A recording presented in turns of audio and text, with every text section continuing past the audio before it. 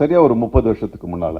கனவுன்னா அப்படி கனவை தவிர வேறு எதுவுமே கிடையாது. நான், அருண் பாண்டியன், ராம்கி 3 பேரும் இங்கிருந்து பஸ்ஸில் போகிறோம் குமாரபாளையம். அந்த காலத்தில் பாகுபலி மாதிரி ஒரு படம் பண்ணலான்னு இரவு பாடுகள்னு ஒரு படம் பூஜை போட்டு போனோம். ஆனால் உண்மையாகவே அது அந்த காலத்துக்கு மிகப்பெரிய ஒரு படம். சினிமாவில், தமிழ் சினிமாவில் நிரூபிக்கப்பட்ட அத்தனை வியாபார இலக்கணங்களையும் உடைத்தெறிவோம் என்கின்ற ஒரு உண்மையான அணுகுமுறையுடன் ஆபாவானன் அவர்கள் எங்கள் 3 பேரையும் கொண்டு சென்றார். படம் பூஜை விமர்சையாக நடந்தது. திரும்பி வந்தோம். நான், பன்னீர் பஸ்ஸில் வந்தோம்.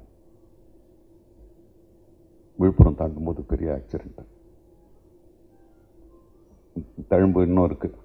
பல்லு உடஞ்சி போச்சு. அதுக்கான போட்டேன் நான். ஏன்னா அப்போவே நான் நாயகனை விட பாதியாக இருப்பேன் இந்த படம் ஆரம்பிக்கும்போது.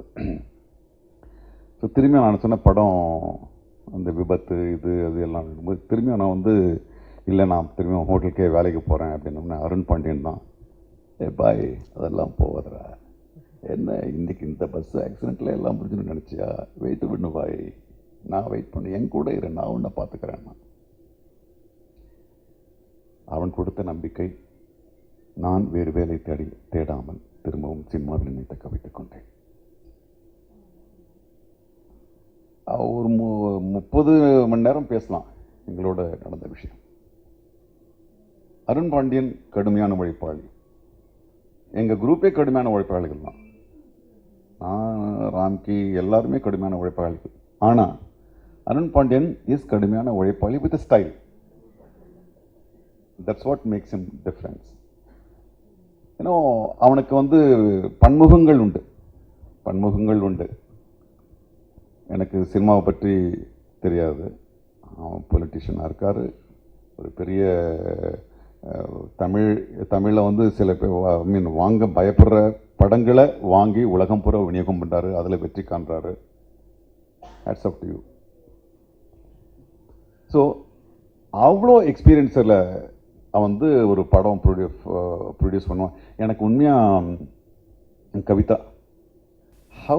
How nicely handle the show. ஏன்னா இப்போது இருக்கிற இந்த பொருளாதார சூழலில் எல்லாருமே ஓன் ப்ரொடக்ஷன் பண்ணுறதா வேணாமா, ஐயோ சார் ஏன் சார் வேறு எதனா பிஸ்னஸில் போடுவாங்கன்னும் போது அருண் பாண்டியன் தன்னுடைய மகளை, அதுவும் மகனாக இருந்தாலும் இறக்கி விட்டுருவாங்க, மகளை ஒரு படத்தை கையாளுகின்ற ஒரு தளத்தை ஏற்படுத்தி கொடுத்து அதை வெற்றிகரமாக அதை முடித்து இன்னைக்கு விநியோகமும் பண்ணுறாருன்னா இதை விட ஒரு தந்தை தன்னுடைய மகளுக்கு எதுவும் பெருசாக பண்ணிட முடியாது. இது ஒரு நல்ல மாப்பிள்ளையை பார்க்குறத விட ஒரு பெரிய விஷயம் அது. ஏன்னா தெரியும், அவனுக்கு தெரியும் ஒரு படம் எடுத்து முடித்து அதை வெளியிடுறது ஆனால் ஒரு மகளை இறக்கி விட்டுட்டாருன்னா எவ்வளோ நம்பிக்கை இருக்குது.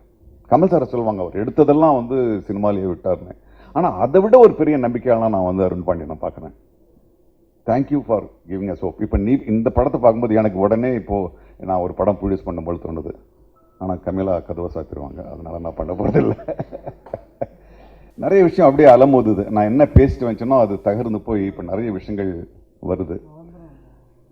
சவாலே சமாளி இந்த படம் ஒரு இக்கட்டான சூழ்நிலையில் அவன் ஒன்றும் கேட்கல, நடிக்கிற மச்சான் படம் பண்ணுறேன்டா, பொண்ணு தான் ப்ரொடியூஸ் பண்ணுறா, நீ நடிக்கிற. அவன் நடிக்கக்கூடிய சூழலில் இருக்கனா இல்லையா அதெல்லாம் கிடையாது. நீ நடி பாய், நீ வா பாய், சும்மா ரிலாக்ஸ் பண்ணி, நீ ஒன்றும் நடிக்கூட வேணாம், நீ என் செட்டில் உக்காந்துரு, அது போதும் அப்படின்னா ஏடா சரி வரேன். அப்படி தான் வந்தேன் நான். ஆனால் உண்மையாக நான் அப்பொழுது இருந்த ஒரு சூழலில் என் மனசை இழக வைத்த ஒரு விஷயம். ஏன்னா காமெடி இந்த சைடு எம்எஸ் பாஸ்கர், ஜெகன், அசோக் செல்வன் எல்லாமே அந்த சீனு எல்லாமே நான் இருந்த சூழலை மாற்றி எனக்கு ஒரு பெரிய புத்துணர்ச்சி கொடுத்த, ஒரு புத்துயிர் கொடுத்த ஒரு